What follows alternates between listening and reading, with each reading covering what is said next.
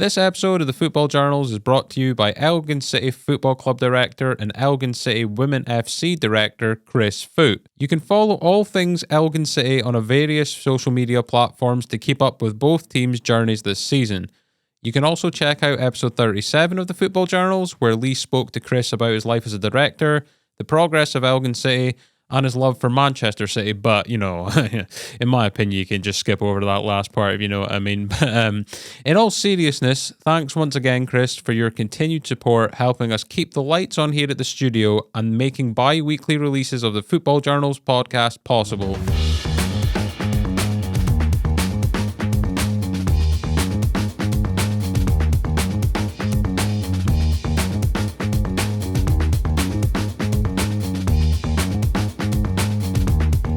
Okay, so we're on episode 48. We're kind of creeping closer to 50, but 48 today. I'm actually honoured to have my guest in today, ex-Scotland captain, Braveheart. I've been putting out teasers out on the socials the last couple of weeks on getting this man in. Welcome to Colin Hendry. How are you, sir, first and foremost? Brilliant. Really good. I'm looking forward to today, what you're going to be asking me and taking me back. I would say just after my childhood into my young adolescence, and yeah, it's going to be fun. I think it'll be good. It'll be good. Me trying to work out, thinking the stories about what you guys want to hear about. Yeah, no, it's brilliant, mate. As I say, I've just been chatting to you. I'd like to keep things local. Yeah. The Highland League and the juniors roundabout has kicked on the careers of a lot of people, and I've only really realised that the last year or so, getting into how much development has come from that league within Scottish football. It's massive. I always go right the way back to start. The first question is always the same. It has been episode 1 through to 48 now, Colin. How good a football player as a kid, and what age did you realise you had a bit of potential? Well, you know the dream that when players talk about dreaming about being a professional footballer and everything, but right, that's just a no. That was never ever, and that wasn't even. We wanted in Keith was just to get a game of football, and the old man, my dad Eddie, well known in Keith because he was probably the hardest working guy that had met, and I was his son. In multiple jobs, your dad. Multiple job, postman like yourself, yeah. Postie. Up at 5, starts at 6, finished at lunchtime. He had to drive in school. He learnt people to drive, Carl. Yeah. So he'd take that up, and then by tea time, if it was the summer, he'd go through the summer nights, the light nights, he'd be driving. But he had a sweetie shop, fruiterers, confectioners. Yeah. So he'd be doing, that would close at 5 o'clock. Mum would be in that all day. He'd go down, sort the till out, stock the shelves back up, and he'd finish there maybe at 8, 9, 10 o'clock at night. Yeah. Straight to the pub for a couple of whiskey chasers, back to bed. 6 days a week he did that. And he was a community councillor as well as. He was heavily involved with the boys' league, the football boys' league. And that's what I was coming to, was that there wasn't like the volume of players or kids for them to really have under 8s, 9s, 10s, 11s, 12s, every age group. So they split it up a wee bit, maybe by a couple of years or 3 years. So if you're a 7-year-old playing in an under 10s, or you're a 11-year-old playing in an under 14, for example, just as an example, I can't remember exactly how it worked, but you were taking a tanking. Yeah. So you were coming through the ranks at that time, and whichever team you were at, and the team that we created through my dad was a team called Keith Athletic. Yeah. And initially we took a few beatings. And then eventually you get in your stride, and maybe you're one of the teams that's been together longest and older, and then you'd hand out a few beatings. Yeah. And then you'd go up a group, and that was the way it was. You know, with up at the Lies in Keith, the show park, which it used to be the show park, Keith Show Park. we had the pitch laid out there, and maybe 2 or 3 games on that in the summer. So the first game would be at 5:30, then another game at 7:15, then the last game would be 7:30, 7:45, sort of thing. So it was maximised to the hilt. But that was the boys' football in Keith.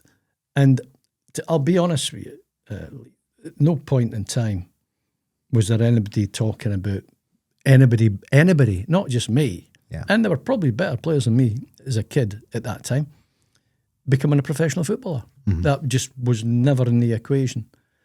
As it happened, I linked up with Isle of Vale, the junior side, and then Bobby Olsen, the manager at Keith, he came knocking on the door one night, said, listen, I want you to train with us, but you're still registered to Isle of Vale and play for the Keith youth team on a Sunday afternoon. So between playing for the school team on a Saturday morning, Isle of Vale on the Saturday afternoon, Keith youth team on a Sunday afternoon, just wouldn't happen now. 3 games in 36 hours. The sports science back in the day was brilliant. It really was. But it was, listen, it did me no harm. No. It did me no harm whatsoever. I was absolutely knackered. I was knackered. But it gave me the basis of what was to become a story and a half for me and my family, that I was to become a professional footballer. The paper rounds, I was a hard-working lad as well. The paper rounds early in the morning. I worked for the ironmongers, delivering the gas and the gas bottles at the weekend and doing errands at the weekend. And sometimes if I was out on the bike, it was a butcher's bike actually, believe it or not. You know the old wrought iron butcher's bike? Because that fitted. Big sign on it. That fitted. That cage at the front, what they call the iron cage at the front, that actually fitted a gas bottle on its side. And I used to run about all over Keith delivering, especially in the winter sort of time. But if I had a spare 10, 15 minutes and it was just between 3 and 5 o'clock on a Saturday afternoon and Keith were at home, I'd go down Kenneth Park, park the bike up against, there's a big dike, the big wall's still there. Yep. It's the same wall. And I'd just get my feet on the middle part of the bike and I'd just get enough to watch the game for 10, 15 minutes. But that was it. That was that's what happened with me back in the day. Yeah. That's how I developed. I mean, Bobby did say it as, and he brought a few of us in. And the reason for that was that the majority of the team that played for Keith at the time were based in Aberdeen, or if they were offshore, well, not so much offshore, because obviously if they're offshore for 2 weeks, you can't play, but a lot of the time, most of the time, they were all based. So with the peripheral players, local lads that trained with Bobby behind the main stand at Keith, and it was like an ash training ground. It wasn't grass. It was like a red ash. We made up the numbers so Bobby could have a session. Bobby could get a game, sweat on Tuesday, Thursday night. What age are you talking about? Starting from I'm 14. Yeah, I'm 14. I'm 14, 15. And I'm, and it's brutal. Yeah. Just take no prisoners. Nope. I mean, I was talking about players earlier on, the local lads, Mikey Winton and Neil Rogers, and I think Paul Wisely was in there for a bit as well as, and there's a few in there, and you didn't want to be on the end of a tackle. No. From Neil Fivey, from some of them, and if you did, you learned quick. But I remember Bobby saying, he said, listen, if the standard drops because of any of yous, you're out. Aye. As brutal as that. Yep. But to be fair to most of us, we coped with it and we grew up pretty quicker, or much quicker than what you would have maybe done in a general. Well, look at today's football and how I understand today's football. I get it, looking after the kids and looking after the younger ones and bringing them on slowly and injuries and everything else. I get all that, but the facilities are unbelievable. Yeah, nowadays. Yeah, crazy. The surfaces, the match balls, the whole kit, everything's is made out to help players develop. Back in the day, it was a wee bit different with us. if I'm being honest, like, you A know. bit more old school. Oh, well, it was old school, but it was at the same time, it did me no harm. No. I enjoyed it. And if you're asking me, not you're asking me if I remember any rocks, yeah, there's a few rocks. Yeah. I think Nearly Roger and Nearly was involved with a lot of them. But listen, you either you sank or you swam. Yeah. That's how it was. And to be fair, most of us were swimming, just head above water. Absolutely. You kind of talked about working under a man like Bobby Wilson. I've had Barry Wilson on. Barry, I've had Barry on. We Barry the other week. He spoke a little bit about his old man and things like that. Hard apprenticeship, would you say, Colin? Yeah, but he founded me. Yeah. He was a man that founded me. He's responsible for that, Bob. And you know, there's three guys, Bobby and Don Mackay, who signed me at Dundee, and Craig Brown, God rest his soul, were three of the biggest influences that I had in my career as a footballer, and two of them came at the very early stages. You know, vital stage. Yeah. Well, that is the vital stage, because you know you keep chipping away, and that's what it was like for me at Dundee over a 4-year period. Yes. And you just think, you know, when you're going to get that break, when's something going to fall for you? And of course, in '87, when I left Dundee to sign for Blackburn Rovers, was when everything fell into place to a degree. Absolutely. So one of the questions I didn't actually give you before, Colin, is did you come across any of the guys you maybe played with in your youth days, Isla Vale, Keith, or that further on in your career? Is there anyone that you came across again?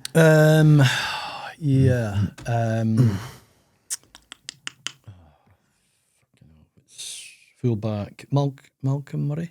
Malcolm Murray. Malky Bucky Thistle, was it? He played at Hearts. Okay. I think Malcolm. So, but he was a bit older than me. Yes. He was a bit further on before I came after.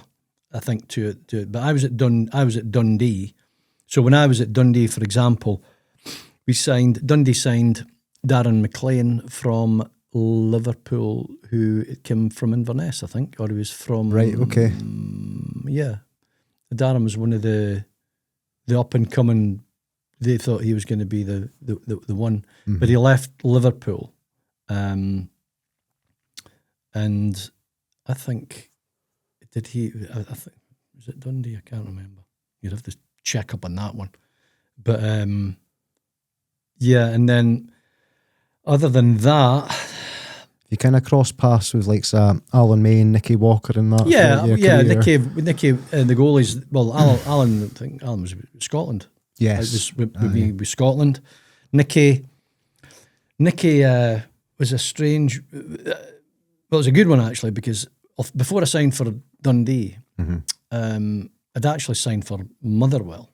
Yes, have you heard this story? Please give us this one, because this is quite good. So the first what happened was Bobby says I had a phone call from a scout Motherwell inviting me down to play in a trial. Jock Wallace was the manager, and he said, "Listen, I'm going to play against Clyde Bank again." For Motherwell, I said, right, no problem. So in that team that night, that game, Gary McAllister played in that team.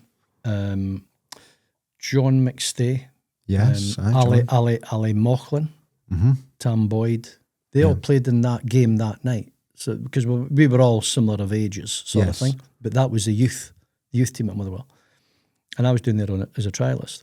So I think we won the game, and afterwards, Jock Wallace. So we'd travelled down. Bobby had taken me and my dad down to the game, and straight back after the game, obviously, because my dad was postman. Yep. He literally got out the car and went straight to work, which was crazy, but that's what you did back in the day. And so I'd played the game, everyone else, and Gaffer wants to say, right, okay, so there's me, Bobby, my dad, and Jock Wallace, and he's like, right, big man, he says, you're not very quick, are you? And I'm like, right. And he he says, your timing's no great in the air. You know, you need to start bringing people into play and stuff. And I'm like, right, okay. He said, you can't really tackle. And I'm thinking, I'm not getting to ask. I'm not going to be asked to sign for Motherwell here.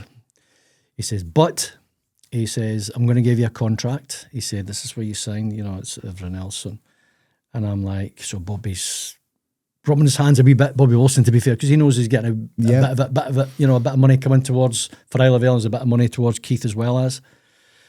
And my dad's like, oh, made up, you know, professional footballer, a loon for Keith. Never happens. That doesn't happen.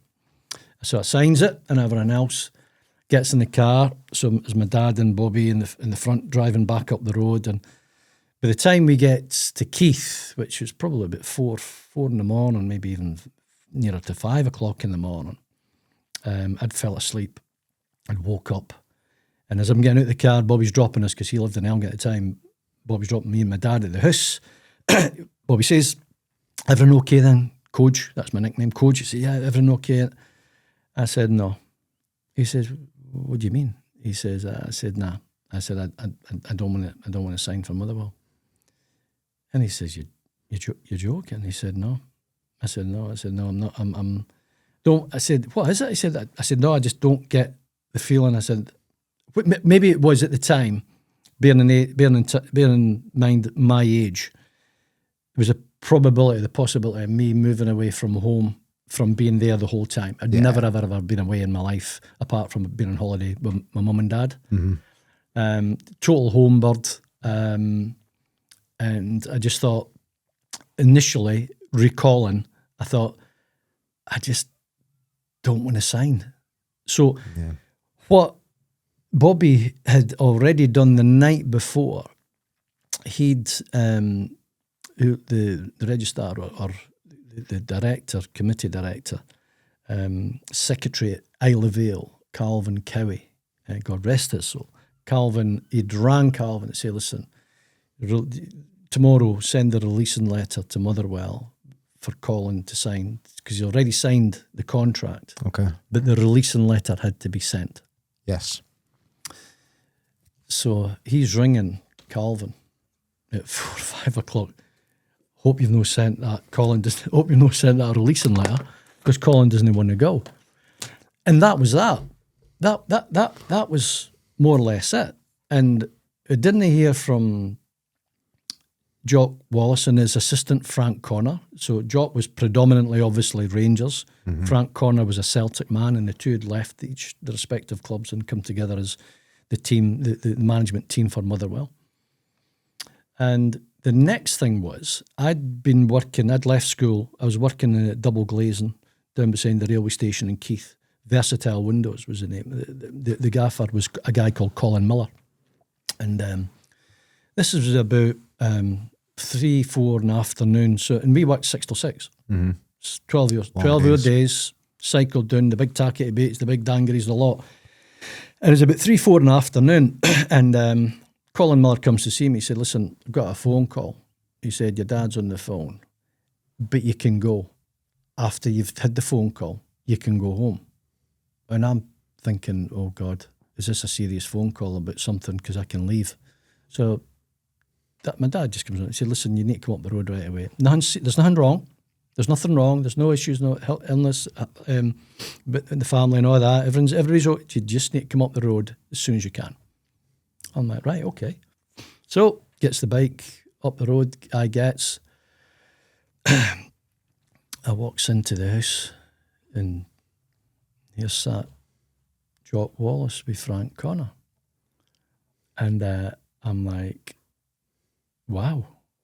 I'm like, Christ almighty, wow. And my dad said, right, these gentlemen have driven all the way up from Motherwell, and they want to know why you won't sign for Motherwell, and they want you to sign today, and not like, well, they're not going to leave without you signing the contract.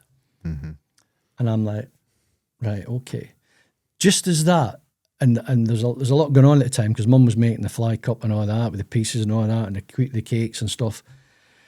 The door goes, and I goes to the door, and here's Nicky Walker. And I'm like, He said, I said, like, he said, I've come down for Aberlour to just see if you're going to sign for Motherwell, because I know the story, Col. So he comes in, and I'm like, Christ almighty, they're really having a go here. They really want me to sign now. So which made me feel obviously a lot better. Mm-hmm. But I said, listen, I'm going to think about this. I can't give you a yes or a no today. I can't. But I'm going to ask you a question, Jock, and I'm going to ask you a question, Frank. What's the chances of you going back to Rangers and you going back to Celtic? And the two of them unanimously. Oh, no, we're done. No, that's finished. That's never happening again. That's never, ever, ever. I think it was about 6 or 9 months later. Mm-hmm. Jock was back at Rangers. Frank was back at Celtic. I declined. I didn't go through it because I went with a gut feeling initially. Mm-hmm. And I just thought that if there's someone else comes of it, I've turned down the chance to be a professional footballer. That's what I've done. And when it becomes more real that something like that becomes apparent, because you can think about it and people can talk about it, mm-hmm. but until it actually happens, it's a surreal situation to be involved in. And not much longer after that, Bobby rang me up a few weeks later and said, Col, Don Mackay at Dundee wants to give you a trial. And I went down, played in the reserves at Dens Park. We beat Stennisby, I think it was 2-0, I scored.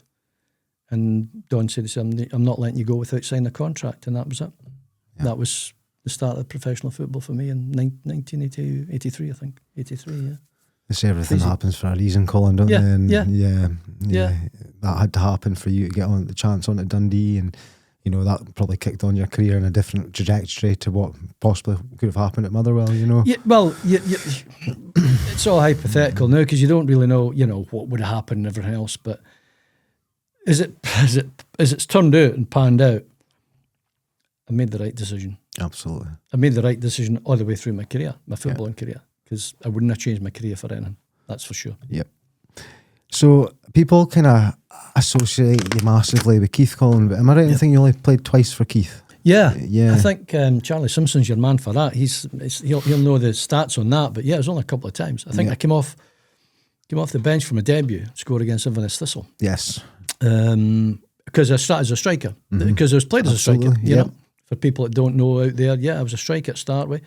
I wasn't so much as a striker as a kid, because I had to sometimes play up top as a striker, depending if we needed a goal or two.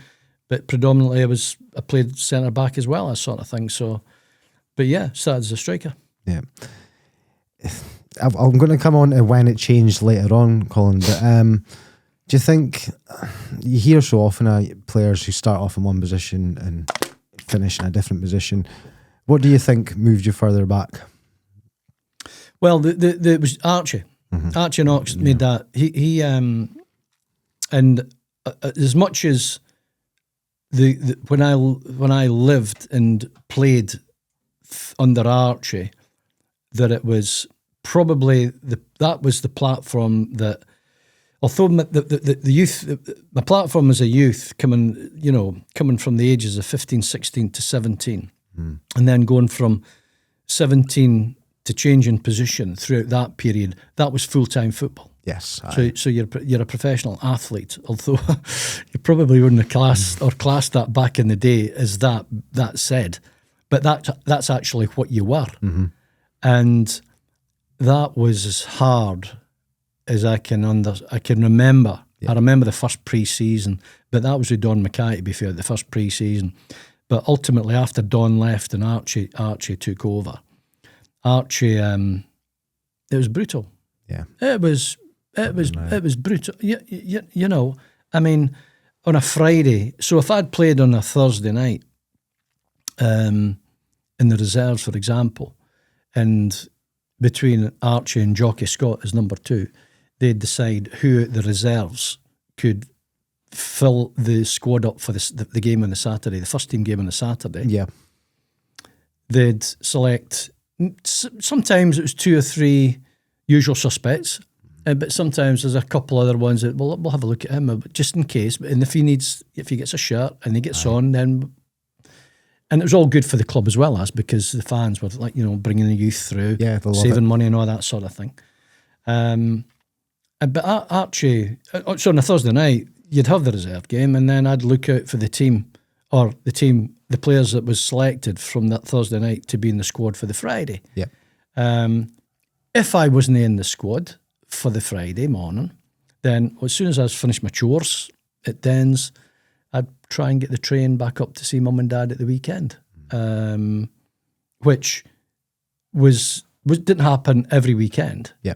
But it's certainly, if I wasn't involved with the first team, I would go back and see mum and dad. Aye. That's how it worked. Yeah. Home's quite important to you, Colin. I gathered that for just kind of seeing you through the media as well as kind of getting to know you recently through our communication. Mm-hmm. I asked, I think it was John Teasdale, the same question, because obviously John's over in America himself now. Yeah. There's always an area, it's like home always calls. It's Pelly asked to say it's the same, and he says, I'll never move away from the area because it always calls me back. Did you feel like it the same with yourself? At that time, Yeah. yeah. I mean, I'm not going to lie. I think Mum did. She said to me one time I was up the road, and she said, "You don't look happy." And I said, "Mum, it's not easy. Can't be. It's not easy trying to be a professional footballer." People seemed, even back in that day, that people would think and would actually just take it for granted that, oh, it's a great life. It's got to be a great life. You're in the media all the time. Well, not so much the media, but is it like either in the paper or you're in the television or listened on the radio from time to time. But, you're a professional footballer. That's a dream and a half. Well, it is, but it's not easy.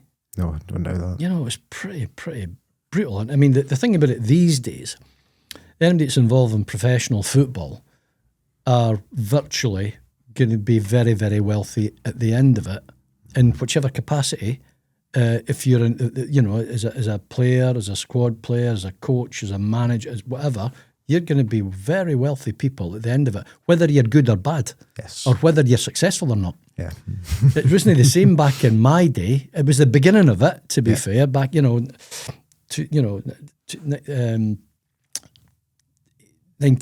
the playoff final with Blackburn, and the beginning of the Premiership and everything else. It was the beginning, because the Premiership was the beginning of the money and everything else. But prior to that, the fame was good. That, enjoyed that little bit about it. Yeah.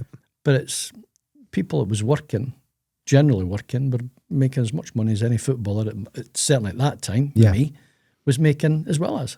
Yes. So it was just a little bit of the fame more than anything, but it wasn't about all the monies that there is these days for everybody that's involved in the game virtually. Totally agree. And the money these days is just astronomical. It's crazy. I mean, it's crazy. But then, you look at the Premiership in England and the clubs, what they get.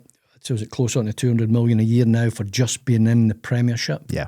And that's where clubs, even in the Championship, and clubs, if you're looking at clubs up and coming, Wrexham are an example. Yeah. They've got great owners, world-renowned, known owners as well as, which helps from America, which helps even more because it's a big old place. And everything that's going with that. So Wrexham are on that upwards trajectory, and, whether they get to the Premiership or not, that's a big, big ask. It's huge. But they've jumped a couple so far. They've done League 2 and they've done League 1. And, I don't think they're struggling in the Championship either. Well, it's just whatever they plough into, and recruitment's important as well as.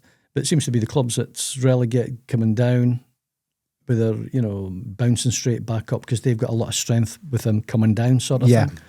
And they're not even biggish clubs. No, I don't. I get that as well. You look at them. I mean, you've got clubs in the Prem at the minute, like Bournemouth, for example. They're not a Championship club. No, they're not, Brentford and things like that. Yeah, exactly. They're not a Championship club. No. Even never mind a Prem. Yep. But because they've had a great foundation and they've been ran properly, and they've had good coaches, good managers. Everything's been good about it. Brighton's another club, to a degree. You know, they've been ran well, and because of that, they've had a lot of success. Albeit that it's not actually winning things or anything like that, or it's just the fact they're in the league. Aye, exactly. You know? Exactly. Hello, my name is Dom. I run a podcast called The Art of Casual Conversation, where we sit down and chat with pretty much anybody, really. We've had politicians, we've had football coaches, we've had musicians, other podcasters. We have a fun chat. One guy we've had on, he's managed Pakistan, he's managed India. Okay, another guy we've had on, he hosts a podcast down in Watford. Okay, so we will chat with anyone and just try and work out what makes them tick up there. We've just finished an interview with a football coach on his way to the Middle East, so we've gone through everything from training days to his career, his upbringing, his future goals, and what a training day looks like. We've had episodes where we've talked about someone's day life and just get to know them a little bit. We've had music festival organisers, everything in between. You can catch us on Spotify, Apple Podcasts, Google Podcasts, everything in between, maybe even YouTube if I can get round to it. And you can find me talking nonsense and being more professional than I am here.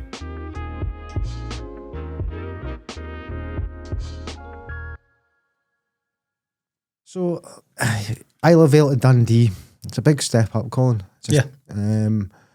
What would you feel was the biggest maybe shock to the system to you from going from working in a window factory, playing part-time football for juniors, to professional footballer? What would you say is the biggest shock to the system? There's a full-time training. Yeah. It was the physicality of it all, because you're finding muscles in your body that you never realised existed. The first pre-season, I couldn't walk. Okay. I literally couldn't walk. The digs at the top of the Hilton in Dundee. But it was like a terrace property, but it was like it wasn't like an old stone terrace property as what they've got in England. It was just a terrace property that was recently made, to be fair, but you went down 2 or 3 steps to go up, 2 or 3 steps to go in the front door. Okay. I couldn't go down the 3 steps. Never mind, get up the 3 steps. It was like, I'm thinking every day and for about, well, it's nigh on 5-6 weeks, maybe 2 months. Yeah. Couldn't really, but you develop quick. Aye, you do. Although you were training Tuesday, Thursdays part-time, and then okay, you left school, so you're playing Saturday afternoon for Isle of Vale, and then you play maybe Sunday afternoon for the Keith Youth team. So you 2 games at the weekend, which even nowadays is, God forbid, you wouldn't do that, because it's just not sports science at all. But with what going into the full-time training was absolutely mind-blowing, as much as realising what you have got to put your body through, or what you've got to get your body to the point to in order to cope with the demands of the game. Yes, I understand. You know, I mean, it's yes. I don't think players of this, but then they're fully formed of this day and age. They're actually fully formed now. It's more athletes. And these kids at 13, 14, 15, they're developing, conditioning themselves all the time, even at that age. Yep. So by the time they're 16, 17, 18, and they're going into their apprenticeships or whatever it is, they're pretty much, they've not stopped growing, obviously, but certainly condition-wise, they're far further on than what we ever were back in the 80s. Yep. You know, it's definitely more an athlete's game these days, and you know you're I think you can make a good crust out of the game if you're a half decent athlete. Yep. If you're quick, if you've got a bit of nous about you might not be the best, have the best touch. You might not see the best, but you know you might not be able to read the game as much. Maybe later in your career they might be able to. But if you're an athlete and you've got a little bit of nous about you, you know, being a professional footballer presently is not a bad life at all. No, it really isn't. I totally agree. I'm going to be honest. 4-year spell at Dundee, Colin. I'm going to just go back to one particular moment in your spell at Dundee. A game you actually got man of the match, and I know the one. I'm a Celtic fan, so I'm quite happy to bring up this. You'll be happy, The Albert Kidd game, Yeah. I don't think it gets talked about enough how big a moment that was in Scottish football. Yeah, I mean, Hearts had gone, was it so many games, 23, 24, 25, I can't, and they just couldn't get over the line. Mm-hmm. And I remember Archie, because he said, listen, you're going to start the day with Jim Duffy at the back, and you'll be playing up against a guy called Sandy Clark, who's a bit robust. But I was just able to cope with everything that was thrown at me that day. And then of course, Albert comes off the bench, scores the 2 goals. Yep. And the thing that was always ringing out in my ears when we left the dressing room was that Archie had said, he said, listen, if you want to win, I've not got a problem with things about winning things in your career. And that we're talking generally, winning things in your career, that's the pinnacle, to win things in your career. Yeah. The first thing is to become a professional footballer. Absolutely. And everything else, have a great career out of it. But to win things is the aim. Now, we're not going to win anything today, but for Christ's sake, make sure they don't win anything today. For your own benefit. This was for us. It wasn't nothing to do with Hearts. Yep. It was nothing to do with, it didn't matter who we were playing against. We had to do something for ourselves on that day. Aye. And I think coming of age a little bit on that day, in that game, was probably something that I didn't. Well, it wasn't to know that I was going to reach that sort of stage, but I was more than capable on the evidence of that game.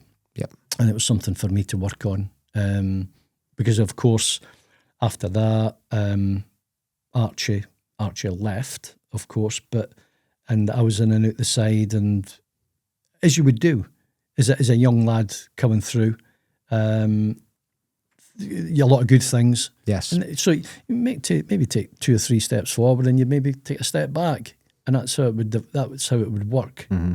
Certainly worked with me anyway. That's the way it was with me developing as a centre back. Yeah.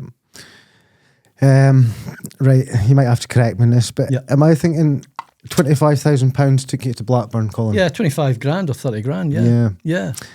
And you're going into a Blackburn team that are in the 2nd division at this point. Yeah. I'm not saying they're struggling, but they're not. They're one of the top dogs. No. They're one of the top dogs. And Don Mackay, who'd signed me at Dundee. Yeah.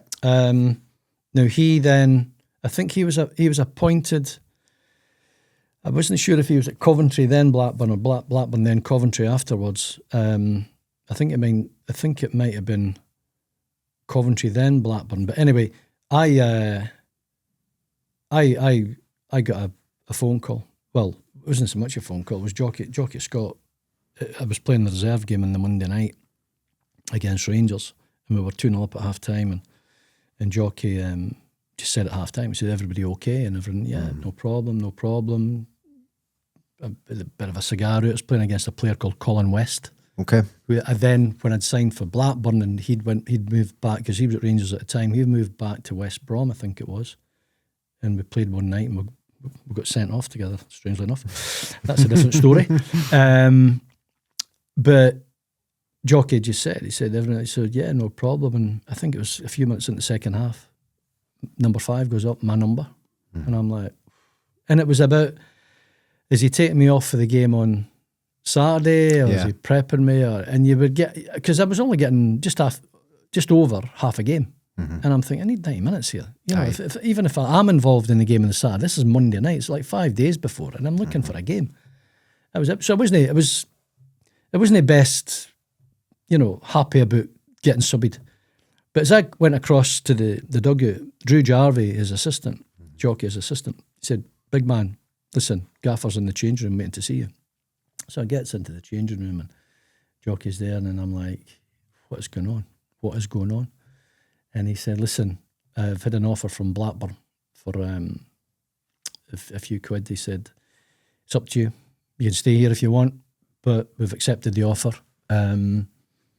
It's entirely up to you. Now, at that point, my late wife, Denise, who we weren't married at the time, she's a hairdresser in Dundee, and she was at the game. So at Dens Park, I knew that she would have been down at the changing room, outside the changing room, waiting to see what part of my anatomy I'd injured for me to have been substituted.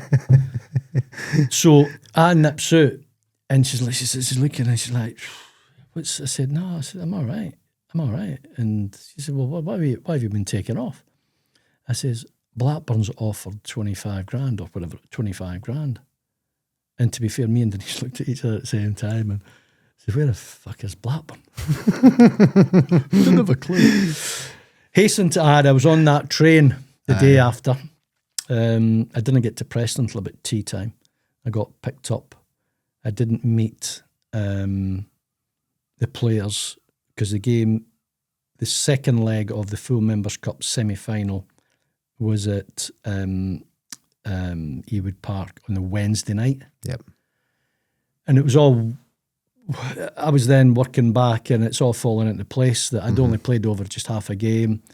Don had already said, don't want him to, well, he said you can play him, but I don't want him to play a whole game because he's probably going to play a whole game on a Wednesday night if you're accepting the fee, that is.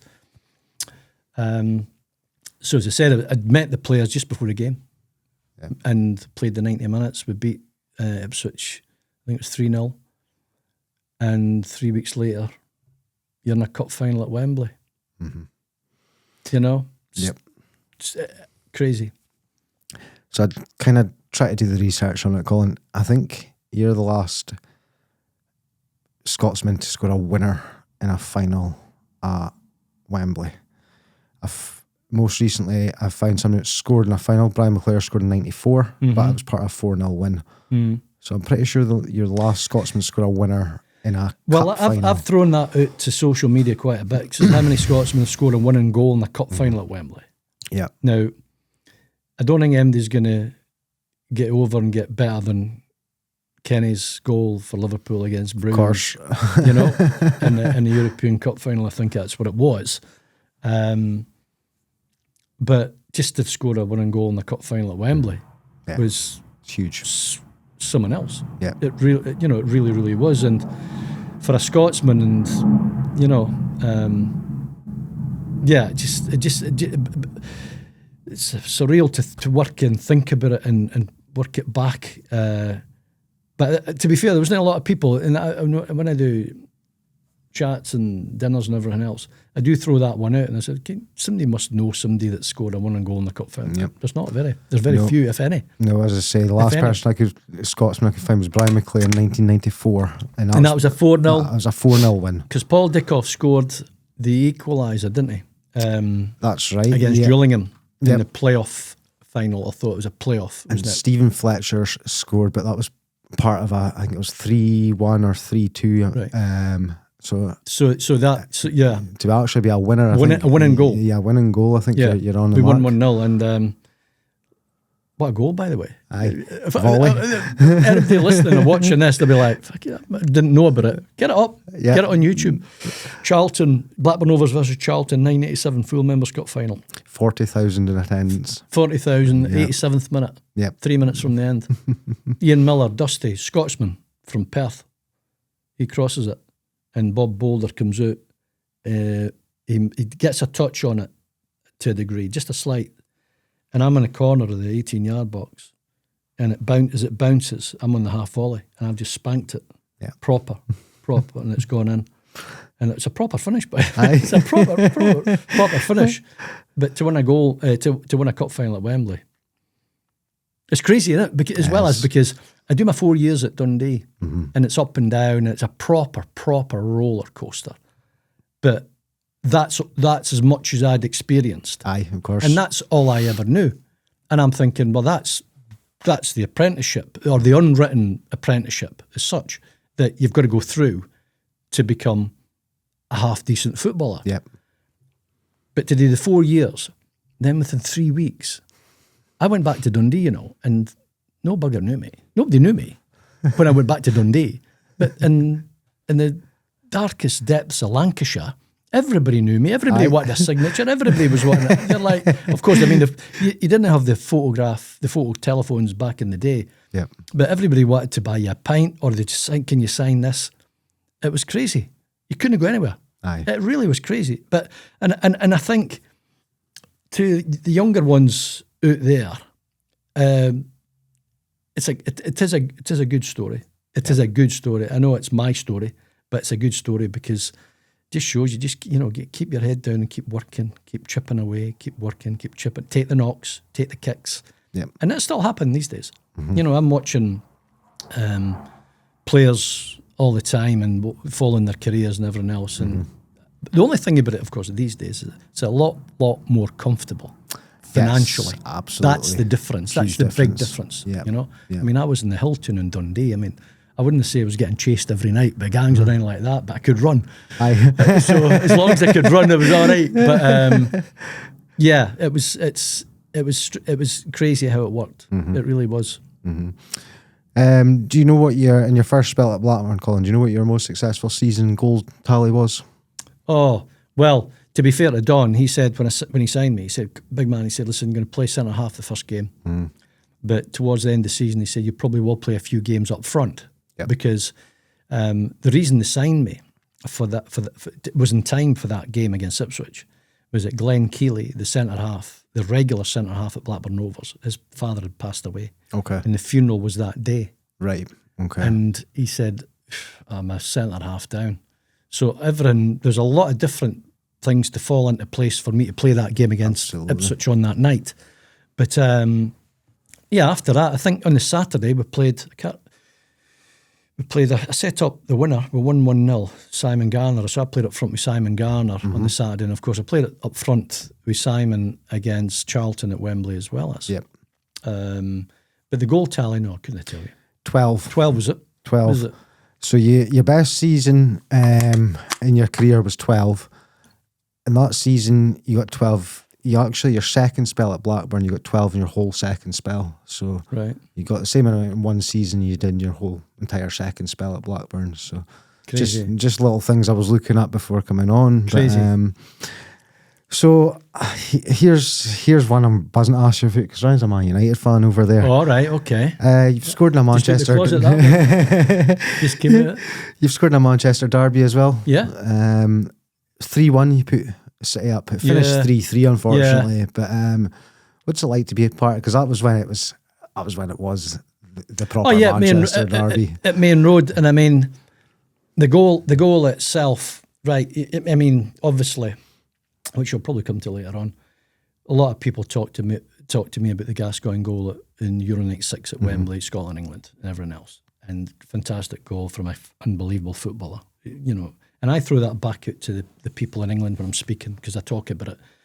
And I've said, listen, arguably England's greatest ever footballer, technique-wise, and everything. And I think there's a good argument for that. Yeah. And I know that everybody's got their opinion. Bobby Charlton, Jimmy Greaves, Alan Shearer, Beckham, Rooney, Hoddle, Gaza. And I get that. I get that. But that goal against Manchester United was my small little Gaza-esque goal. And I know that a lot of people maybe listening or watching this will be like, I'll need to go and check that goal out. Well, check it out. Check the goal out because it was Neil Webb. I think it was Neil Webb. He was playing central midfield for Man United at the time. Ryan will tell us. And as he's come towards me, I've seen him. And I've just flicked it over him.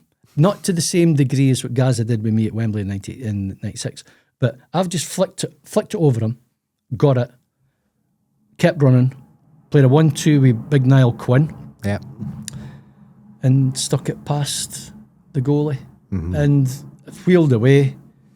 And of course, 3-1 up, you're thinking, it's over. You're winning that. You're winning it. Yeah. But yeah, United came back to spoil it, to grab 2 goals to win. Well, to draw 3-3, and that was a disappointing thing. That was it. It was it took a bit of shine, I think, off the goal. Certainly did take a bit of shine off the goal because at any point my goal, being the third goal, would have been the winner, more or less. Absolutely, but it wasn't to be. No, you enjoyed your time at Man City. Loved it.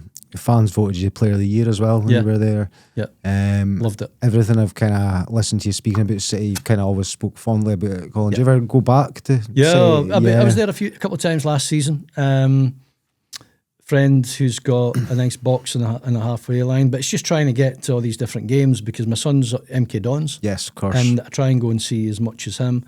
Blackburn Rovers, I'm there quite a bit as well as. Obviously Manchester City.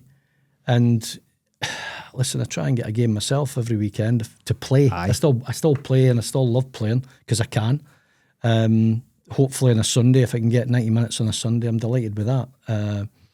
But yeah, no, I get back to City as much as, because it's the levels of how it's all gone is crazy. Yes. You know, it's a proper day out now, especially in the corporate side as well as, because there's just everything that's just the best, 5-star. Yep, absolutely.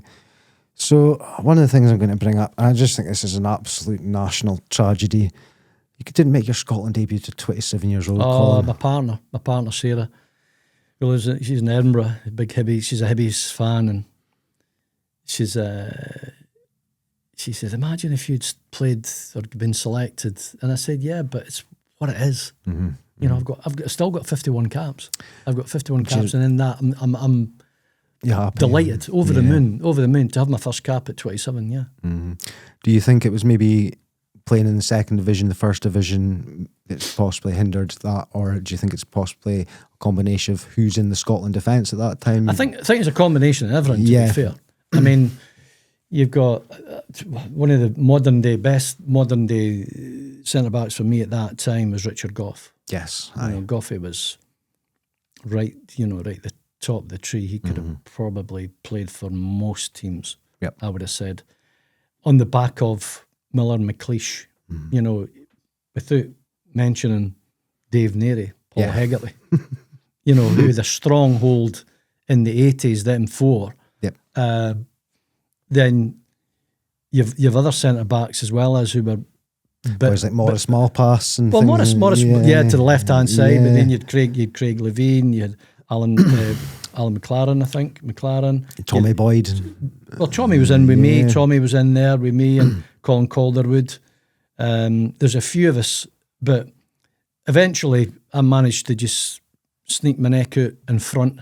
Aye. And Craig, who was a major part of my life, not just my career. He would, if at any point he would ring me and say, "Listen, you got beat 4-2 at the weekend. What happened there, big man?" Mm-hmm. And I'd be honest with him. Yeah. I'd say, "Listen, Craig, I dropped a couple." He said, "But you'll play next week." I said, "Yeah." I said, "I'll play because I'm bred into what was going on at Blackburn Rovers at the time, sort of thing, throughout that time."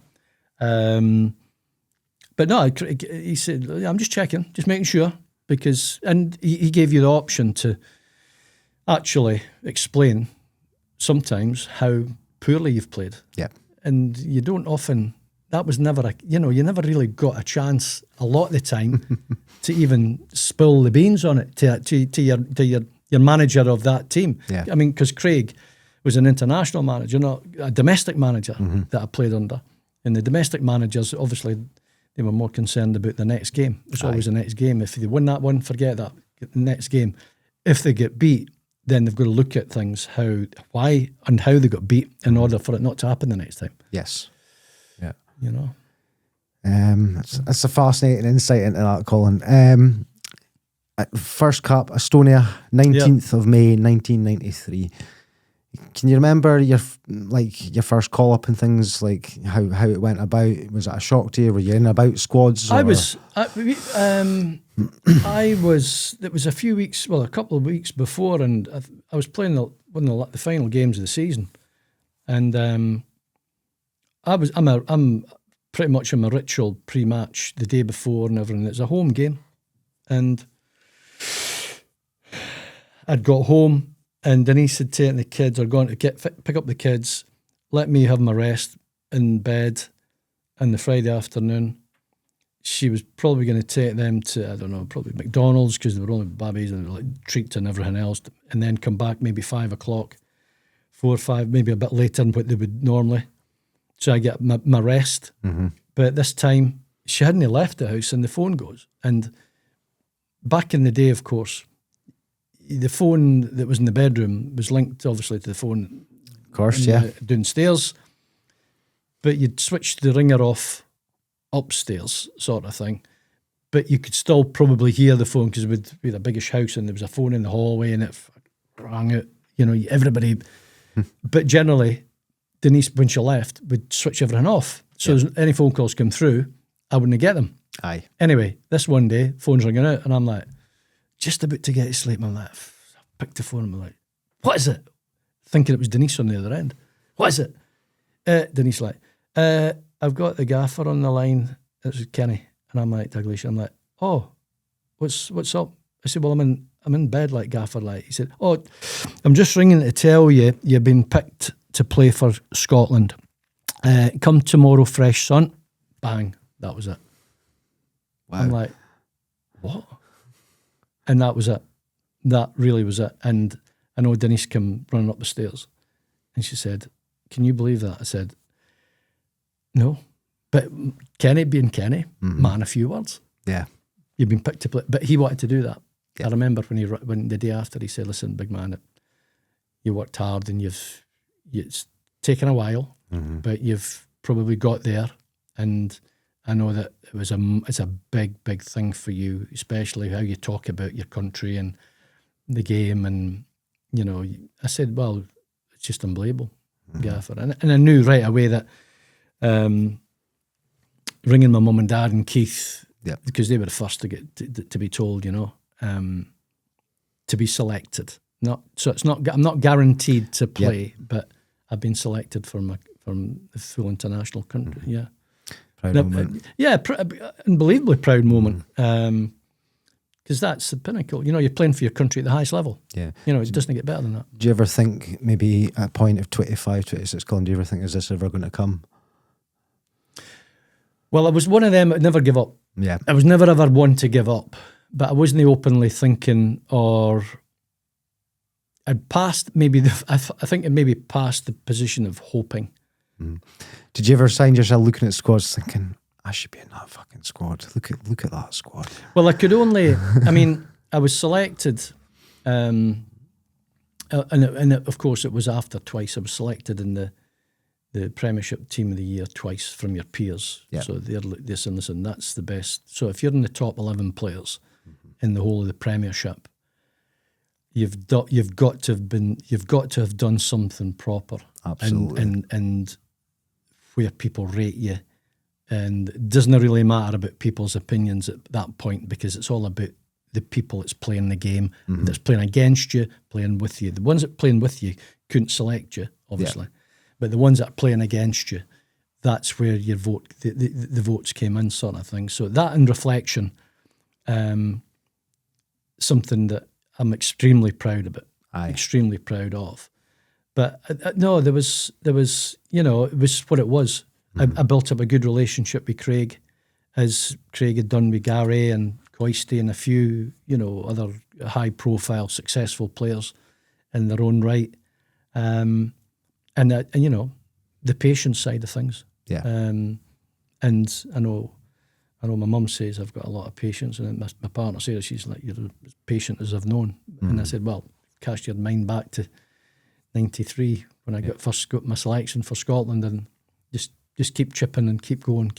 And I think maybe the 4 years at Dundee had helped, because I'd used that, and then that happened, and then you go again, and you go up levels, and I kept the same way of doing things. I didn't want to change, and work hard, do the right things, say the right things, even, which probably give me some of the great times of captaining all the clubs that I've actually played for as well as. Absolutely. Right, so before we get into your success at Blackburn, Colin, I'm going to just kind of dial back to my two favourite questions of the podcast. It's always gets so many great answers with this. In your career, who do you reckon is the best player you played with? You can give me a few answers if it's better for you. Well, the best player I played with was the guy that missed out on the World Cup it was Gary McAllister. And I know to a lot, I mean, Alan Shearer was, by his own right, the greatest striker in the world at that time. And probably, you know, England's greatest ever striker, I would say. Because I played with him as well as. But Gary was the player that, for me, was the one that could have played for anybody at any time. Yep. And, you know, when he was signed by Liverpool from Coventry, and I think he was the catalyst for Liverpool to go on and win that treble that year. So they won the 2 domestic cups, the FA Cup and the League Cup. And then they won the European trophy as well as.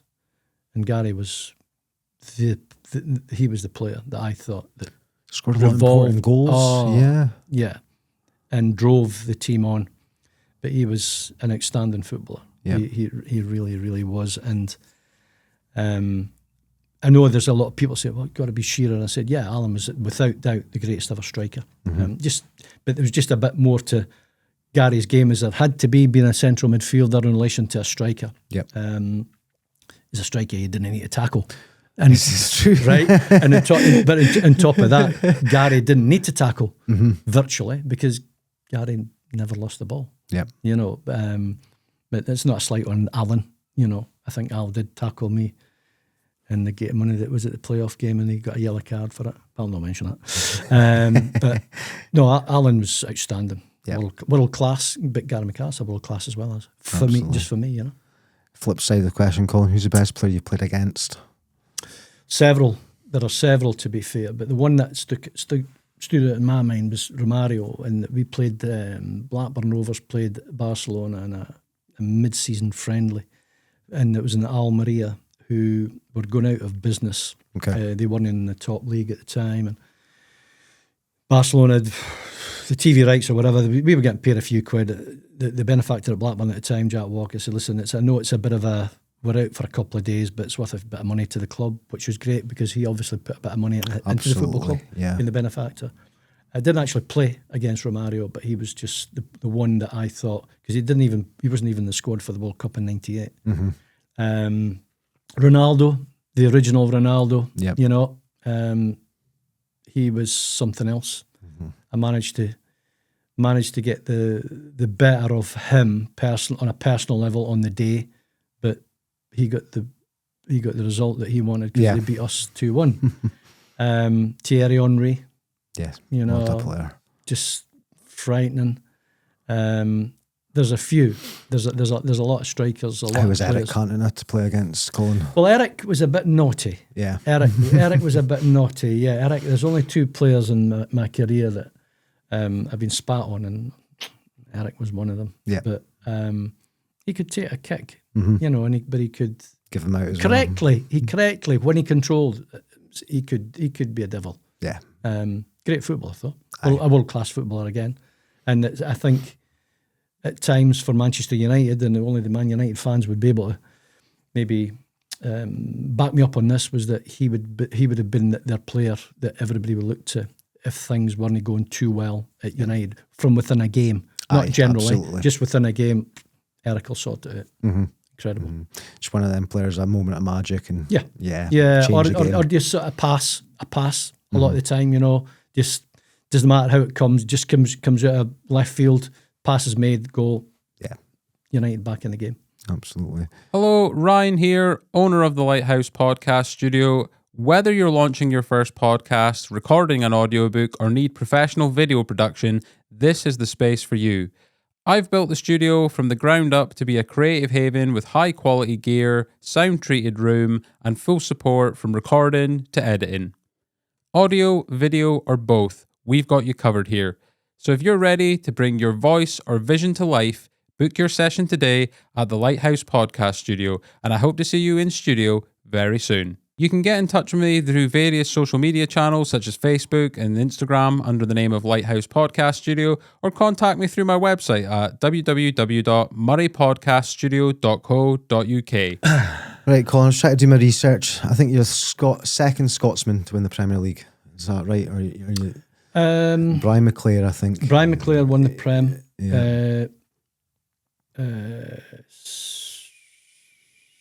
Fletcher at Man United. Fletcher, and then Andy Robertson most recently. Andy Robertson. So there's the four of us. I think To there's win four the Premiership. to win the Premiership. But then you've got the old Championship. You'd probably the few actually. Strack and things like Gordon, that. Yeah. Gary Mack, Kenny, Souness, Graham. Alan Hansen. Yeah, things like that. But it's a rare thing, a Scotsman to win a Premier League since 1992. As you say, there's only four were in the 26th, 27th season of the Premier League now. I'm not going to ask you to run through the whole season because there's so much. There's YouTube documentaries made about this season and things like that, Colin. I'm just going to ask you about a couple of moments in particular from throughout the season. There's one that keeps coming up, and I've been on a few fan forums, Blackburn forums, and they a lot of them point to a pivotal moment, and it's actually a goal line clearance you make from Andy Cole. Is it Andy Cole? I think it. No, if it's the one I'm thinking of, no, it was the one at Everton. Sorry, you're right enough. Yeah, It was the one at Everton. So what happened with that? Scotland played in the midweek. I think we played in Russia and we drew 0-0. So that was a long journey. And we came back. It was a bit dog-legged coming back as well as because I didn't get to train until I think it was 12 o'clock on the Friday. And on the Saturday we were kicking off at lunch against Everton. Yeah, Blackburn at Goodison Park, and we went up early doors. I think we went up 2-0, and the second half became a bit like the Alamo. Mm-hmm. It was proper. I think we won the game 2-1, but it was proper Alamo. It was cross after block after deflection, got corner. It was really the one game that I'd played in. And what happened was there was a corner coming from the right, and it got all the way back out. There's a massive melee or a stramash. I love that word. Arthur Montfort would say a stramash in the goalmouth.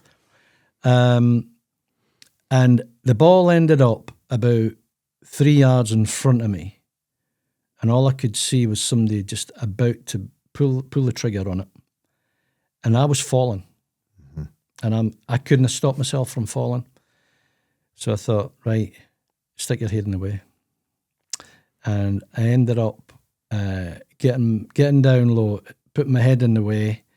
And just as I got my head to the ball, the opponent kicked the ball at the same time, and it skewed off my head and went out for a corner kick. But because there was no distance, so the power actually there wasn't as much power behind it, and it didn't affect me as badly as it maybe looked because it wasn't coming from a distance. Yep.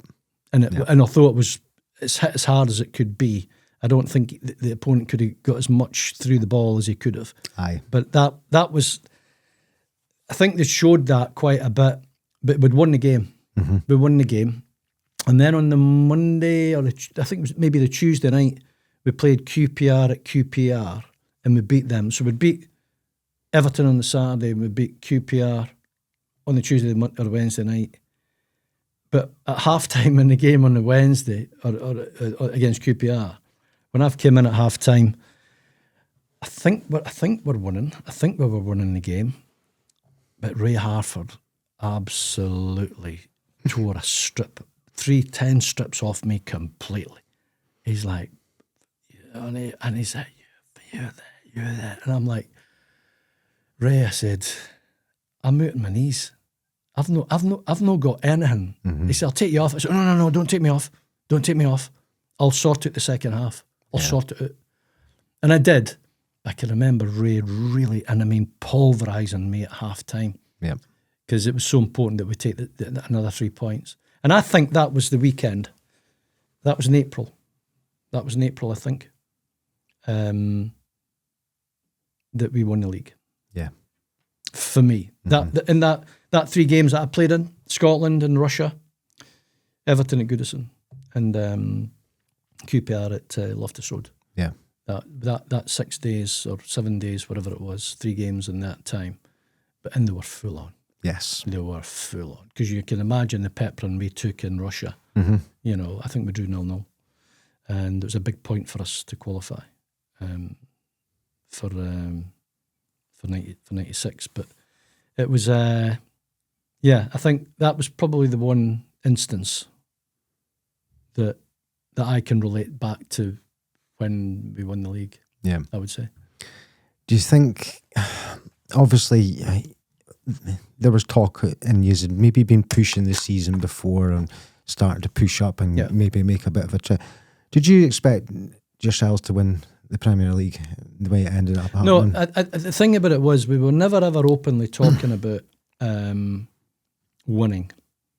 You know, I was interested in this season, just gone. Listening to Mikel Arteta about Arsenal.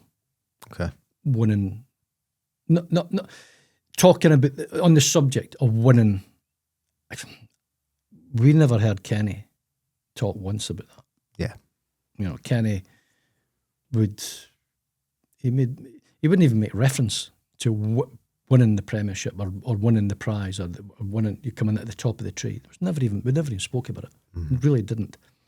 But it's strange these days that people openly talk about it. And you know, and they don't even deny it. They're actually, oh yeah, well, if we do this and we do that, and they, you know, but not so much in that forum, but just the fact that, the challenge is to win the Premiership, Yes. which we get. Yep. We understand that, but do you really need to talk about it? Yeah. What was it like playing under your idol? Yeah, someone else. It really was. When I got the chance to sign back from Man City, and I realised that the unfinished business at Blackburn. Yeah. Because I did enjoy my time there previously. Enjoyed my time at Manchester City. I'm not going to lie. Great strip, man. That brother strip. Yeah, it's classic. Yeah, and of course, going back to Blackburn in the times that we had in the most successful time in the history of the football club, was surreal, and it was just great to be part of it all. But to play for my idol, because I'd sit on the couch and watch him play for Scotland against whether it was England, Wales, or Northern Ireland in the home internationals. It was just something else. It really, really was. Yeah. There was when Kenny kind of picked up the phone. There's only ever going to be one choice in that, one option in that, Colin, and you're signing for Kenny, and that's it. Yeah, I mean, it was a secretary that rang me, John Howarth, the then secretary at Blackburn Rovers at the time, and he'd rang me about a few weeks prior, and he said, "Col, would you think about maybe coming back to Blackburn if we were like interested?" And I'm like, and at the time, Peter Reid was the manager at City. We bought Keith Currell, who was a centre half, paid $2 million for him, different type of centre half to me, and it was a three-way tie for the two places. Mm-hmm. So there was Keith Currell and myself, Stevie Redmond. It was Steve Redmond. Yep. So Reddo could have went to Oldham, but I think he was only going to go for about $250,000, whereas I was going to go back for $750,000. And Reedy decided to play Reddo with Keith Currell and force the issue on me a wee bit, which happened because Blackburn were looking for a centre half. Yep. And they'd realised to a degree that I'd gone on to City and done well, playing in the top league. But it was a no-brainer. Mm. So John had messaged me. He rang me about 2-3 weeks before, and then, I'd consider that, John. And I'm thinking, hurry up. I got off the phone. I told Denise, and he's like, oh, Blackburn. I said, no way. I said, oh, because we still lived in the Blackburn area. Aye. It was crazy. And she's like, no way. I said, yeah. I said, oh. And then out of the blue, gets a phone call. Right, we're in tomorrow. You'll get the phone call. We'll get you over, do the medical, done. And that was it. Wow. And Kenny, I met Kenny at the signing. I didn't speak to Kenny. I didn't discuss any with Kenny at all. It was John Howarth, the secretary. Mm-hmm. And because he knew me personally as well as, because I'd been at the club before. Yep. And it was just, it wasn't even a discussion. You mean I didn't even know what I was signing for financially. I just leave, up sticks, go. Because I was that. The situation I had at Man City was that I was never going to get a game. Yeah. And the forcing of me I didn't ask for a transfer or nothing like that. I didn't have to, because Blackburn already did line me up to sign me back. Brilliant. You know.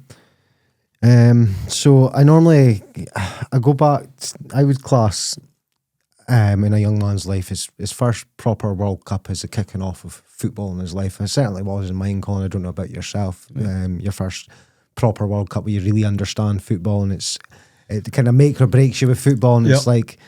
So my first proper World Cup as a young man was France 98. France 98. Right. I had a poster of yourself, Craig Burley and John Collins on my wall. It was the same poster, the 3 years on the poster. Right. I've got the shirt. It's not the 98 shirt, but it was the one previous to it. Oh, yeah. We played in that one as well, yeah.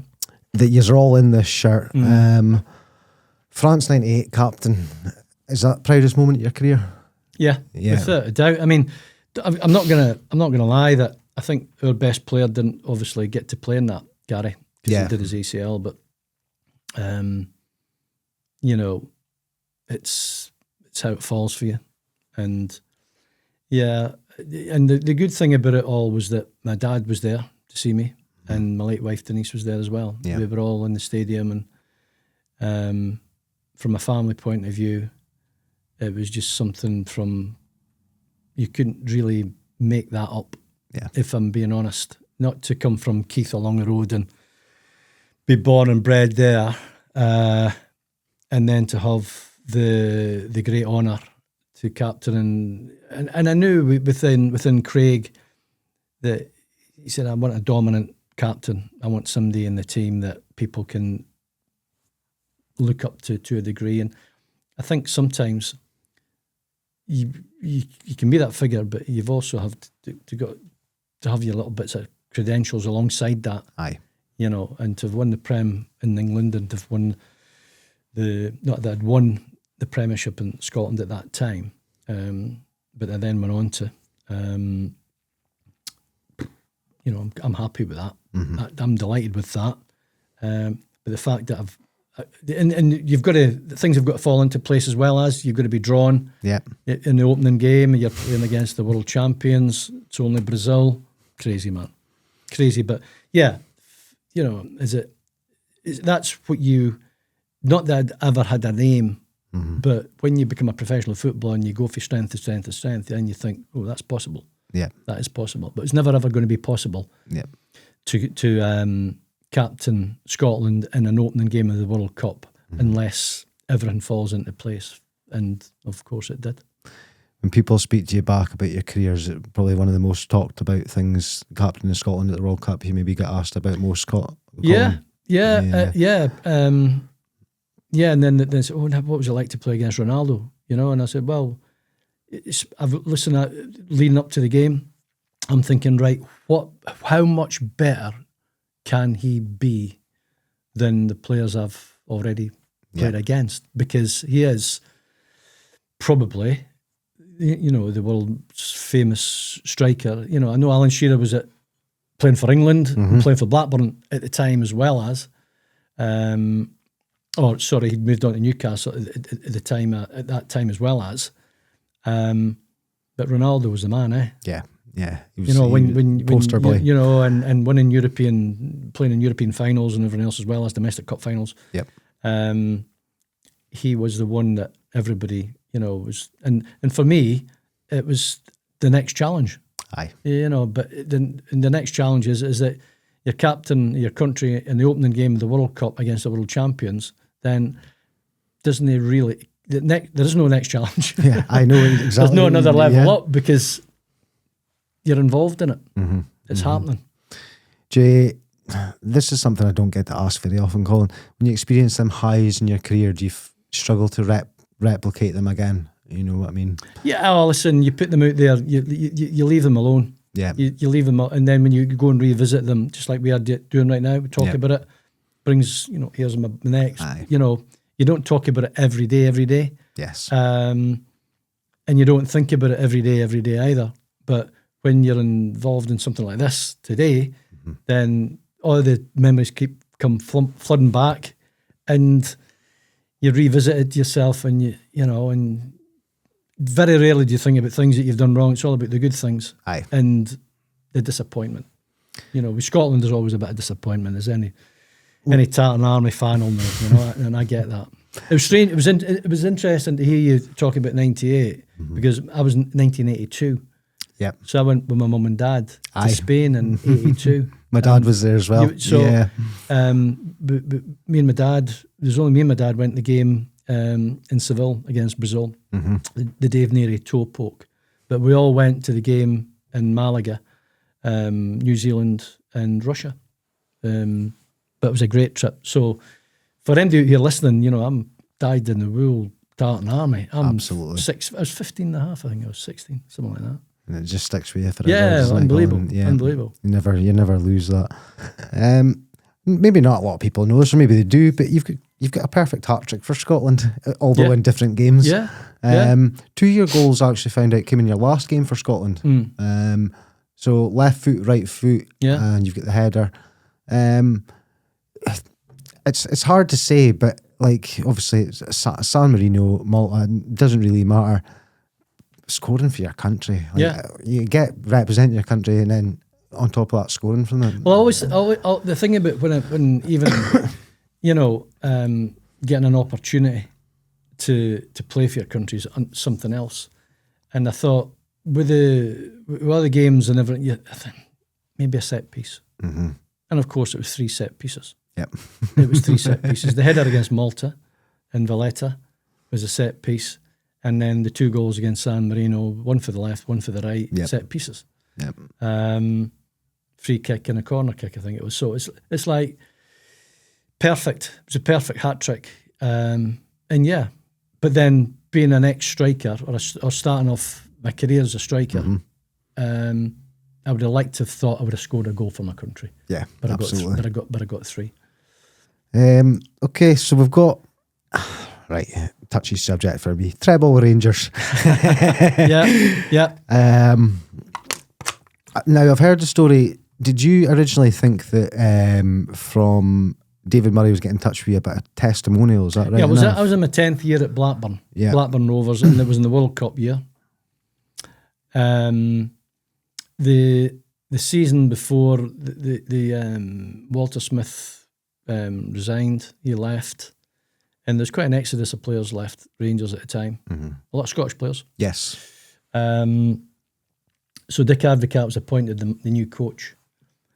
But prior to me going off with the World Cup with Scotland, Jack Walker, the benefactor at Blackburn, he said, "Listen, big man, got your testimonial year coming up. Who do you want to play?" I said, "Well, listen, I want to play Rangers or Celtic, really." I said, because whatever. And not having been part of anything in Scotland, Rangers or Celtic. Yeah. You'll get the crowd as well, Colin. I'll get the crowd on the back of probably for my services to my country. Yeah. So and they're big clubs. I said they're bigger, as it goes. He said, right, okay, so I'll make the inroads to that. And after the World Cup, Denise organised a villa in the south of France, and I just met the family there. And it was about 3 or 4 days in, Denise gets a phone call, and it was David Murray on the telephone, and I picks up the telephone, and I automatically said to him, I said, "Oh, this will be about the testimonial from Jack, because Jack will have contacted somebody at either Rangers or Celtic, and you being at Rangers, I'm thinking it's an automatic conversation about the testimonial." And they said, "I don't have a clue what you're talking about." He says, "I'm just ringing you up to see if you want to sign for Rangers." And, that minute, at that moment, I just knew right away that I was away. And when I put the telephone down, because Denise had answered the telephone, passed the telephone across to me, saying it was a David Murray, and I'm like, "Oh, that'll be the testimonial." I went back and told her the story, and she's like, "Let's go." And Denise was from a Celtic family, predominantly a Celtic family, and she said, "No, let's go home. Let's go back to Scotland." And it was the right thing to do. It was by far and away the right thing to do. And although it was short-lived, played under Dick Advocaat, who'd come out and said prior that he was interested and he fancied signing me. I think he tried maybe around about the 93-94 season. Okay. 4 years before, 5 years before. And David Murray had said to me at the time as well, when I signed, he said, listen, Cole, we're just trying to put a little bit of Scottish back into the team, having had the exodus and everybody had left. Yeah. There was a lot, and there's a lot of foreign players, because, I mean, even that team at Rangers was a phenomenal. Oh, absolutely. A phenomenal team. It really, really was. You're going in centre back, like a big ammo and things Lorenzo, like that. Craig Moore, Sergio Prini at right back, Arthur Newman at left back, Tony Vidmar at left back, as well as Andrei Kanchelskis on the right. You had in the middle of the park, was scary. Alberts, Giovanni, Claudio Reyna, Barry Ferguson. On the left, you had Neil McCann. Up top, Rod Wallace, Michael Moles, Stefan Givash, Gabi Amato. Yeah, unbelievable. What a squad! Yeah, what a squad. What's your memories playing in the old firm, Colin? The memories were good and bad. You know, I mean, the bad one obviously was the 5-1 at Parkhead around about Christmas time, but Scott Wilson got sent off early. Yep. I think we were pretty much well out in front point wise as well as, but that could have been a big result for Celtic at the time if we'd let that happen. Aye. And we didn't. And then, you know, dare I say it, winning the league at Parkhead. Yeah, you know, it doesn't happen these days. Again, you've got to work. Everything's got to fall into place for that to happen. Absolutely. Yeah. It was a perfect treble. You've played in a Manchester derby. You've played. I'm right in thinking of Bury Blackburn. Played Bury Blackburn, Burnley Blackburn. Yeah. I played Blackburn Preston. I played Man City, Man United, Rangers Celtic, Scotland, England. Old Firm, the biggest, Colin. Yeah. I mean, don't get me wrong, the 2 games or the 3 games that I'd played in Scotland against England were big games, big on an international stage. Would that have been the playoff for the Euro 2000? I played the 2 games. Played the 2 games, and of course I played Euro 96. But, you know, when it comes to the biggest game in Britain, it's still in Glasgow. Yeah, I agree. You know, and I know the longer it goes that Rangers and Celtic are not involved with the Premiership, for example, or in English football, because I think Michel Platini was the advocate for pushing them down there to go further on. At that time, 10, 15, 20 years ago, would have been great. And then it could have let the rest of Scotland get on with what they need to do. And of course, these days, you've got the discussions on socials about Rangers and Celtic they wouldn't last in the Championship. Well, they're 2 enormous football clubs, and I know as time ebbs away, then the less chance of it happening, and it's never ever probably going to happen now anyway. But I think there was a point in time where, because of the enormity of the football clubs, given the same financing and funding, that they would have been right up at the top of the Premiership. I know not now, but over a period of time, you could still see any of them 2 football clubs being right at the top of the tree in British football. I agree. Not just anything else apart except for the Premiership, you know, because and it takes years for that to be built up as well, as you know, so people have got to understand that. I think if you said to Andy right now, put Rangers or Celtic into that game, they'll probably get beat. Yeah, they probably would, But if you give them the backing, the finance, and everything else, and for them to be in European football on a better level than what they're probably trying to get into at this minute in time, because of the backgrounds for the finance involved in Scotland as well as, you know, I mean, it's absolute buttons to win the Premiership in Scotland in relation to what you're just achieving to be in the Premiership in England. Yeah. It's crazy. Some TV deals are bigger than it's winning the league. Yeah, absolutely.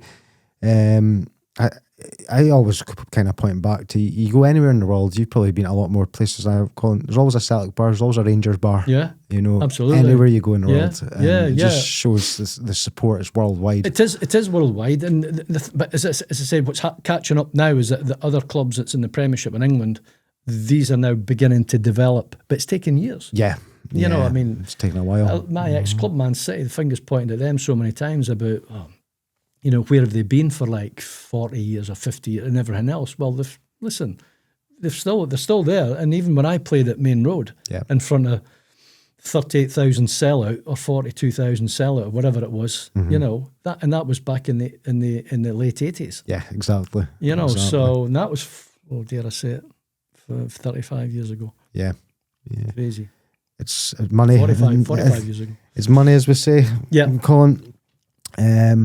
Okay, so just kind of coming towards the end of your career, one of the things I'm interested in is you played under Big Sam at Bolton. He's actually quite successful at Bolton and played in a good team. I've heard differing opinions on Big Sam from you because he was obviously good for you, but he was also the man that told you your career was finished. Yes. I mean, to be fair, I was 37, 38-ish, and I was playing alongside Gudny Bergson, who was the same age. Okay. So, I mean, you know, a combined age of about 80 wasn't really a great, well, it wasn't going to really spark the life or any fire into anybody that was playing against. They'd be thinking, Christ almighty, I just need to run at them. Aye. But what happened, they didn't realise that I was going to take him out and Gudny was going to clean up, or Gudny was going to take him out and I was going to clean up. No, it was. Listen, when I think back and I look at it, everything was right about that. And even since I've been a coach and a manager since then, as well as, then you've got these decisions to make. I've heard he was ahead of his time. Was he? No, he was. Sam was very, very good. You know, the sports science and making sure that players individually could be better. Yep. And then the collective side of things was a no-brainer because, you know, he brought the club of Bolton, beat Preston 3-0 in the playoff final at Cardiff, and then quickly set the platform out in the Premiership, got them to within the reaches of Europe, and bringing in World Cup winners. Yeah, unbelievable players. Players that were just, you know, JJ Okocha was just, you know, one of the best players I've played with. You know, I didn't mention him earlier, but only because he was just full of tricks. He was just, and it was an entertainment just to even go and watch him. But he was actually physically doing it in games against top world-class players as well as Yuri Yokayev. Yeah. You know, I mean, winning the World Cup and all that. It's, you know, and Ivan Campos, he was there, and Herrera, and there was so many of them. There was, you know, but Sam was very good at what he did, you know, and he got results. And I don't know, I think he came out with something a wee while back. Don't know if he could maybe challenge the likes of Pep and all that, but time's ebbing on as well as, you know, and he's not been involved for a bit, but big, colourful character. And yeah, he was the one that really told me that, you know, your time's up, son. But I didn't agree with him, but it's what it was. But I still played for him and had great success at Bolton and enjoyed my time at Bolton. You know, I did 2.5, 3 years at Bolton. It was great. Yeah. And then you kind of got a little bit into coaching, Colin. Yeah. Just you've been around a couple of places.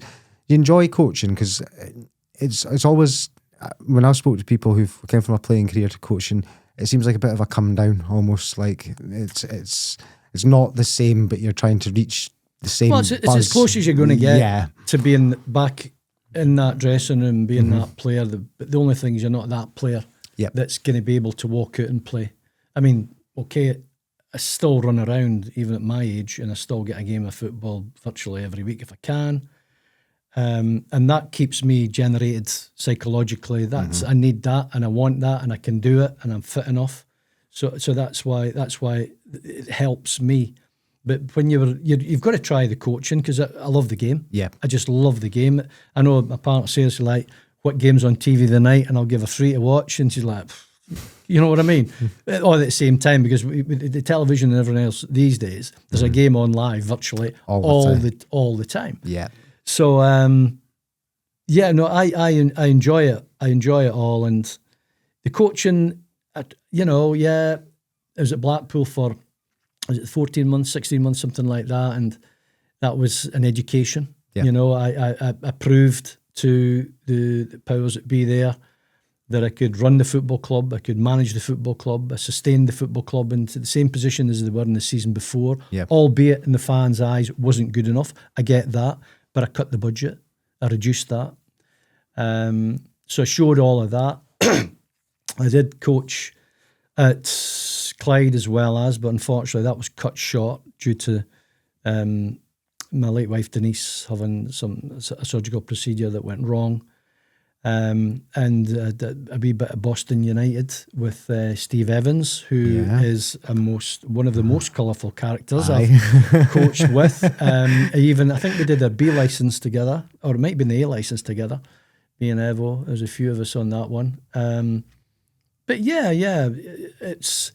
I do enjoy it. I have enjoyed it, but the game evolves. The game's evolved and it changes, and you know, it'd be interesting even just to go and see a couple of training sessions these days as to what is it actually incorporated into that in relation to what was incorporated into when I was a coach, if you will. Yep. But you never say never. No. Never say never in football and anything else, because I'm up and at it all the time. I'm lively. I'll always have ambition. Yep. You know, you can never say never. You can never say it's never too late for anything. No, it really isn't. Not. Absolutely not. You know, if my partner had her wish, you know, she wished me I would be back in the game as well as, and because she said you've got so much to offer, and I said, well, yeah, but it's all about timing and again things falling into the right places. Yeah, we kind of mentioned it, like the way football's changing. Do you also feel that football is also maybe due a change back, Colin, a bit more old school? We've seen it this season. I've kind of put it back in the last few podcasts. Possession football, people are finding a way around it, and a way around it is by going old school, playing long ball, you know. And would you welcome a change to the return of old school football, as they call it? The top clubs like the possession, don't they? Yeah. The top teams in the world, they love demand, they'll have the command on the ball. Mm-hmm. And this is where teams that don't have it suffer a little bit because they don't have the ball enough. Yep. But it's trying to get it off the opposition. This is and then in turn, the first thing they do as soon as they do get it, if they go a bit long, they're effectively turn it into a 50-50 instead of trying to keep the ball. Yeah. And it's what comes first, you know. It's. I don't feel we create the players to go and win them 50-50s anymore, you know. Well, the problem is with the 50-50s, there are no 50-50s because you're not allowed to get involved in it. This is it, yeah. Because the laws have been adjusted, they've been changed, the laws, and you know when I used to go and win a ball, and if I was to go through somebody in order to win the ball, and they took the knock, then I don't think there was anything wrong with that. That art's been taken out because you're not allowed to do that anyway because the follow through is deemed illegal and you get a yellow card for it, dangerous, whatever, or even a red card. Mm-hmm. So they've taken that out. That's been taken out of the game. Yeah. So that skill's no longer there. It's all about trying to keep the ball, even as a centre back. Mm-hmm. And you know, I can remember that some tackles that were made were as big as or as good as sometimes a goal in relation to what it means to the fans. Aye. You know what I mean? So the fans are watching their team and they might be up 1-0, but that big tackle in the 6-yard box with 3 minutes to go is as crucial as them scoring a second goal. Yes. And that's what I'm trying, you know, that's how you're trying to compare things. Mm-hmm. But you can't do that anymore really because it's deemed dangerous, deemed illegal, and it's a shame. Aye. You know, it's a shame. And then you've got VAR, which is here to stay. Mm-hmm. It's disappointing. It really is. The game's changed, not for the better. Takes the physicality out of it, I feel. Yeah. I mean, and then you've got another good arguments. You've got, you know, about Virgil van Dijk. How good a centre back is he? Could he play in the same day as John Terry or Tony Adams or Amanda Vidic or you've got, you know, Rio Ferdinand, and is he a better? Well, it's changed. Mm-hmm. The game's not the game as it was. No, because even Steve Bruce, Gary Pallister, and all these centre backs, they were probably playing a lot of times in pitches that were waterlogged, sodden, half the pitch didn't probably have even grass. Bumpy and It's bumpy and you know, so nowadays you're playing on a carpet. Every game's on a carpet. You know, you don't see a bad pitch. No. But that's just one example of what the modern day players, and of course, Virgil is not allowed to tackle.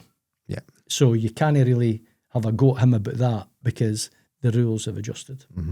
I heard somebody saying that like a player like Didier Drogba be sent off 6 or 7 times a season playing the way he played nowadays, you know, back. But I would have relished that. Yeah, you'd enjoyed it. I relished the games against the Mark Hughes, the Les Ferdinands, all these big, strapping, powerful that want the ball in. Yep. You know, I relished them games because I knew that I could go knock for knock. Yep. But they were physically, you know, and successful strikers, you know. Kind of striker did you not like playing against, Colin? The small, well, the Romario type, you know, the low trajectory of turning, and, you know, I didn't like him playing off my shoulder, knowing that if he was quicker than me. Yeah. And then you're trying to read the game, but you're trying to keep an eye on the player and the ball at the same time. So you're going to have to try and make sure the distances you've got correct, because as soon as you take that step back, that opens the leeway for them to get a bit of run on speed. And then if you're 50-50 on run on speed against the likes of these sort of players, then you're thinking, that ain't happening. Chance. So you've got to do something better and step in front. So they go back to you, go back to it's all pretty, it is pretty technical, but that happened then. It doesn't happen as much, I don't think. There's no such thing as the art of defending anymore, Colin. Well, no, I mean, because the laws have been adjusted. That's why. Absolutely. I find I've asked you about your proudest moment, and it's walking out your country. Would you consider that the pinnacle of the career, Colin? You've won a Premier League. Yeah, I wouldn't have changed my career for anything. Honestly, I wouldn't. And you know, there's a lot of players, Scottish players, who've been, you know, have achieved so many different achievements. But for me, it's you win the Premiership in England, and if you're winning a treble in Scotland, it's probably that it doesn't get better than that. Yep. I'm not sure a European trophy if you play a third of the games in relation to a league season, winning a league. I'm not sure about that. But that's probably me being biased because I've already got a Premiership in England and I've got a Premiership in Scotland, but that's what it is, so I can say that anyway. No regrets from no, the career. nothing. That's Nothing at all.